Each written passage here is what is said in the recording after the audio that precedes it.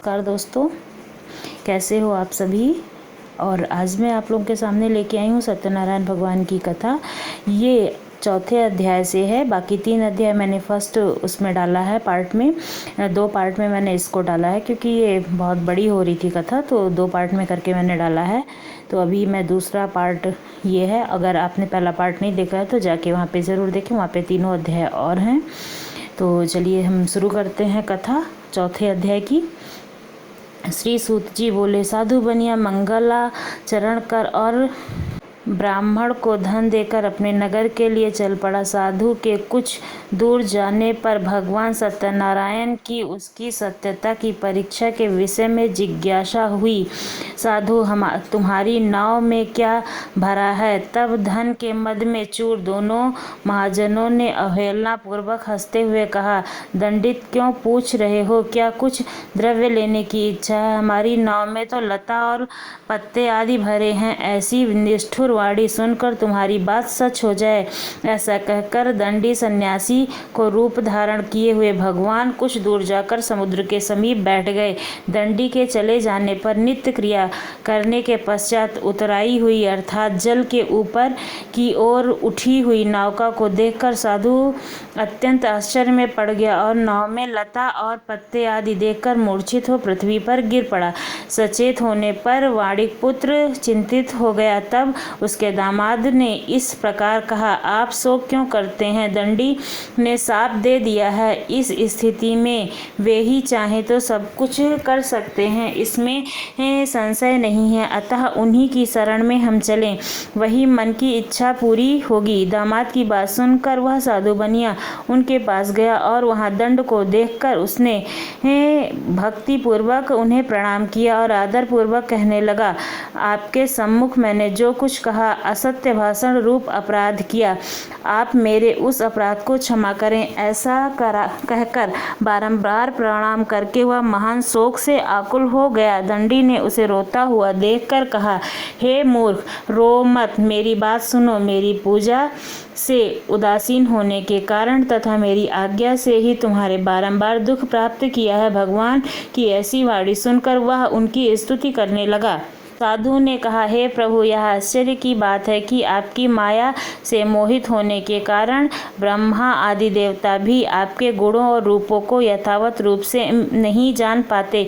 फिर मैं मूर्ख आपकी माया से मोहित होने के कारण कैसे जान सकता हूँ? आप प्रसन्न हो, मैं अपनी धन संपत्ति के अनुसार आपकी पूजा करूँगा। मैं आपकी शरण में आया हूँ। मेरा जो नौका में स्थित पूरा धन था उसकी तथा मेरी रक्षा करें। उस बनिया की भक्ति युक्त वाणी सुनकर भगवान जनार्दन संतुष्ट हो गए। भगवान हरि उसे अभिष्ट वर प्रदान करके वहीं अंतर्ध्यान हो गए। उसके बाद वह साधु अपनी नौका में चढ़ा और उसे धन धान्य से परिपूर्ण देखकर भगवान सत्यदेव की कथा से हमारा मनोरथ सफल हो, ऐसा कहकर स्वजनों के साथ उसने भगवान की विधिवत पूजा की। भगवान श्री सत्यनारायण की कृपा से वह आनंद से परिपूर्ण हो गया और नाव को प्रयत्न पूर्वक संभाल कर उसने अपने देश के लिए प्रस्थान किया। साधु बनिया ने अपने दामाद से कहा, वाह देखो, मेरी रत्नपुरी नगरी दिखाई दे रही है। इसके बाद उसने अपने धन के रक्षक दूत को अपने आगमन का समाचार देने के लिए अपनी नगरी में भेजा। उसके बाद वह दूत ने नगर में जाकर साधु की भार्या को देख हाथ जोड़कर प्रणाम किया तथा उसके लिए अभिष्ट बात कही। श्रेष्ठ जी अपने दामाद व बंधु वर्गों के साथ बहुत सारे धन धान्य से संपन्न होकर नगर के निकट पधारे हैं। दूत के मुख से यह बात सुनकर वह महान आनंद से विह्वल हो गई और साध्वी ने श्री सत्यनारायण भगवान की जो पूजा करके अपनी पुत्री से कहा, हे साधु के दर्शन के लिए मैं जा रही हूँ, तुम शीघ्र आओ। माता का ऐसा वचन सुनकर व्रत को समाप्त करके प्रसाद परित्याग कर वह कलावती भी अपने पति का दर्शन पाने के लिए चल पड़ी। इससे भगवान सत्यनारायण रुष्ट हो गए। उन्होंने अपने पति को तथा नौका को धन के साथ हरण करके जल में डुबो दिया। इसके बाद कलावती कन्या अपने पति को न देखकर महान शोक से रुंदन करती हुई पृथ्वी पर गिर पड़ी। नाव का दर्शन तथा कन्या को अत्यंत दुखी देख भयभीत मन से साधु बनिया ने सोचा, यह क्या आश्चर्य हो गया। नाव का संचालन करने वाले भी अब सभी चिंतित हो गए। तदंतर वह लीलावती भी कन्या को देखकर विह्वल हो गई और अत्यंत दुख से विलाप करती हुई अपने पति से इस प्रकार बोली, अभी अभी नौका के साथ वह कैसे अलक्षित हो गया। न जाने किस देवता की अपेक्षा से वह नौका हरण कर ली गई, अथवा श्री सत्यनारायण का महत्व कौन जान सकता है। ऐसा कहकर वह स्वजनों के साथ विलाप करने लगी और कलावती कन्या को गोद में लेकर रोने लगी। कलावती कन्या भी अपने पति के नष्ट हो जाने पर दुखी हो गई और पति की पादुका को लेकर उनका अनुगमन करके के लिए उसके मन में निश्चय किया। कन्या ने इस प्रकार के आचरण को देखकर भार्या सहित वह धर्माज्ञ साधु बनिया अत्यंत शोक समाप्त हो गया और सोचने लगा, या तो भगवान सत्यनारायण ने यह अपराध किया है अथवा हम सभी भगवान सत्यनारायण की माया से मोहित हो गए हैं। अपनी धन शक्ति के अनुसार मैं भगवान श्री सत्यनारायण भगवान की पूजा करूंगा। सभी को बुलाकर इस प्रकार कहकर उसने अपने मन की इच्छा प्रकट की और बारंबार भगवान सत्यदेव को दंडवत प्रणाम किया। इससे दीपों के परिपालक भगवान सत्यदेव प्रसन्न हो गए। भक्त वत्सल भगवान ने कृपा पूर्वक कहा, तुम्हारी कन्या प्रसाद छोड़कर अपने पति को देखने चली आई है। निश्चय ही इसी कारण इसका पति अदृश्य हो गया है। यदि घर जाकर प्रसाद ग्रहण करे वह पुनः आए तो ये साधु बनिया तुम्हारी पुत्री पति को प्राप्त करेगी, इसमें संशय नहीं है। कन्या कलावती की आकाश मंडल से ऐसी वाणी सुनकर शीघ्र ही घर गई और प्रसाद ग्रहण किया। पुनः आकर स्वजनों तथा अपने पति को देखा। तब कलावती कन्या ने अपने पिता से कहा, अब जो घर चले, विलंब क्यों कर रहे हैं। कन्या की वह बात सुनकर वाणिक पुत्र संतुष्ट हो गया और विधि विधान से भगवान सत्यनारायण की पूजन करके धन और बंधु बांधवों के साथ अपने घर को गया। तदंतर पूर्णिमा तथा संक्रांति पर्वों पर भगवान सत्यनारायण का पूजन करते हुए इस लोक में सुख भोग कर अंत में वह सत्यपुर वैकुंठ को चला गया। अभी चौथे अध्याय का समापन होता है और पांचवा अध्याय शुरू होता है। तो हम शुरू करते हैं पांचवा अध्याय। श्री सूक्त जी बोले, श्रेष्ठ मुनियों, अब इसके बाद मैं दूसरी कथा कहूँगा, आप लोग सुने। अपनी प्रजा का पालन करने से तत्पर तुंगध्वज नाम का एक राजा था। उसने सत्यदेव के प्रसाद का परित्याग करके दुख प्राप्त किया। वह बाद में वह वन में जाकर और वहाँ बहुत से पशुओं को मारकर वट वृक्ष के नीचे आया। वहाँ उसने देखा कि गोपगण बंधु बांधवों के साथ संतुष्ट होकर भक्ति पूर्वक भगवान सत्यदेव की पूजा कर रहे हैं। राजा यह देखकर भी अहंकारवश न तो वहाँ गया और न ही भगवान सत्यनारायण को प्रणाम किया। पूजन के बाद सभी गोपगण भगवान का प्रसाद राजा के समीप रखकर वहाँ से लौट आए और इच्छा अनुसार उन सभी ने भगवान का प्रसाद ग्रहण किया। इधर राजा को प्रसाद का परित्याग करने से बहुत दुख हुआ।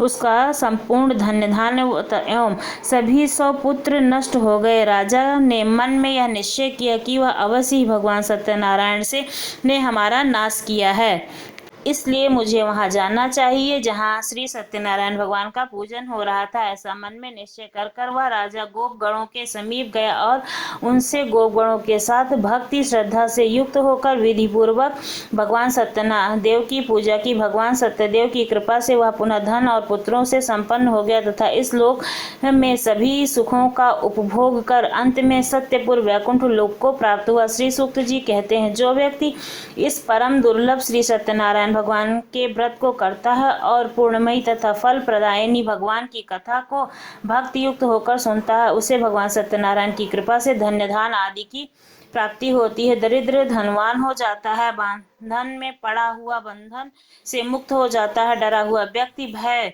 मुक्त हो जाता है। यह सत्य कथा है, इसमें संशय नहीं है। इस लोक में वह सभी ईशित फलों का भोग करके अन्य में सत्यपुर वैकुंठ को जाता है। हे ब्राह्मणों, इस प्रकार मैंने आप लोगों से भगवान सत्यनारायण के व्रत को कहा है, जिसे कह के मनुष्य सभी दुखों से मुक्त हो जाता है। कलयुग में जो भगवान सत्यदेव की पूजा करेगा विशेष फल प्रदान करने वाला होता है।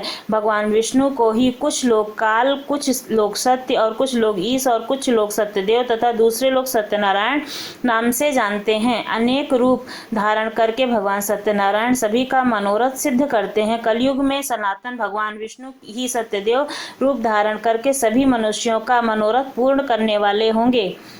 हे श्रेष्ठ मुनियों, जो व्यक्ति नित्य भगवान सत्यनारायण की इस व्रत कथा को पढ़ता है, सुनता है, भगवान सत्यनारायण की कृपा से उसके सभी पाप नष्ट हो जाते हैं। मुनीश्वरों, पूर्व काल में जिन लोगों ने भगवान सत्यनारायण का व्रत किया था उसके अगले जन्म का वृत्तांत कहता हूँ, आप लोग सुने। महान प्रजानंद नाम के ब्राह्मण सत्यनारायण व्रत करने के प्रभाव से दूसरे जन्म में सुदामा नामक ब्राह्मण हुए और उस जन्म में भगवान श्री कृष्ण का ध्यान करके उन्होंने मोक्ष प्राप्त किया। लकड़हारा भिल्ल गुहों का राजा और अगले जन्म में उसने भगवान श्री राम की सेवा करके मोक्ष प्राप्त किया। महाराज उल्कामुख दूसरे जन्म में राजा दशरथ हुए, जिन्होंने श्री रंगनाथ जी की पूजा करके अंत में वैकुंठ को प्राप्त किया। इसी प्रकार धार्मिक और सत्य वृत्ति साधु पिछले जन्म में सत्यव्रत के प्रभाव से दूसरे जन्म में मोरध्वज नाम के राजा हुए। उनके आर्य सेचिकर उनके पुत्र की आधी देह भगवान विष्णु की को अर्पित कर मोक्ष प्राप्त किया। महाराज तुंगध्वज जन्म जन्मांतर में स्वयंमुख मनु हुए और भगवत से संबंधी संपूर्ण कार्यों का अनुष्ठान करके वैकुंठ लोक को प्राप्त किया। जो गोपगण थे वे सब जन्म जन्मांतर में ब्रज मंडल में निवास करने वाले गोप हुए और सभी राक्षसों का संहार करके उन्होंने ही भगवान का शाश्वत धाम गोलोक प्राप्त किया। इस प्रकार श्री स्कंद पुराण के अंतर्गत रेवाखंड में श्री सत्यनारायण व्रत का कथा का 5वां अध्याय संपूर्ण होता है। वेदों के अनुसार सत्यनारायण कथा करने से हजारों वर्षों के यज्ञ के बराबर फल मिलता है। सत्यनारायण कथा को सुनने से भी सौभाग्य की प्राप्ति होती है। पौराणिक कथा के अनुसार सत्यनारायण कथा को सुनने वाले को उपवास अवश्य करना चाहिए। ऐसा माना जाता है कि श्री हरि विष्णु इससे जीवन की सभी समस्याओं को दूर करने में सक्षम है। स्कंद पुराण के अनुसार सत्यनारायण भगवान विष्णु का स्वरूप है। कहा जाता है कि ऐसी स्थिति में सत्यनारायण कथा सुनने और कहने में भगवान विष्णु भक्त पर कृपा करते हैं। ऐसा कहकर कहा जाता है कि यह किसी के जीवन और खुशी और शांति लाता है।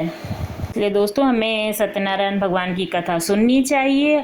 अगर हम लोग कथा करवाते हैं तो उसमें थोड़ा सा समय लगता है और समय का आजकल अभाव है, तो हम फ़ोन के माध्यम से भी इस कथा का पाठ कर सकते हैं, सुन सकते हैं। अगर हमारे पास समय नहीं है तो भी हम फ़ोन चलाकर इसको सुन सकते हैं। इसलिए मैं आप लोगों के लिए ये कथा लेके आई हूँ। आप लोगों को ये कथा कैसी लगी कमेंट्स बॉक्स में कमेंट्स कर ज़रूर बताइएगा और ये कथा ज़रूर सुनिएगा, क्योंकि ये हमारे संपूर्ण दुखों का नाश करने वाली कथा है। और इसी तरह की कथा के लिए हमारे चैनल को सब्सक्राइब करना ना भूलें और बेल आइकन भी प्रेस करें, जैसे मैं आप लोगों के लिए इसी तरह की नई नई कथा लाती रहूं। धन्यवाद।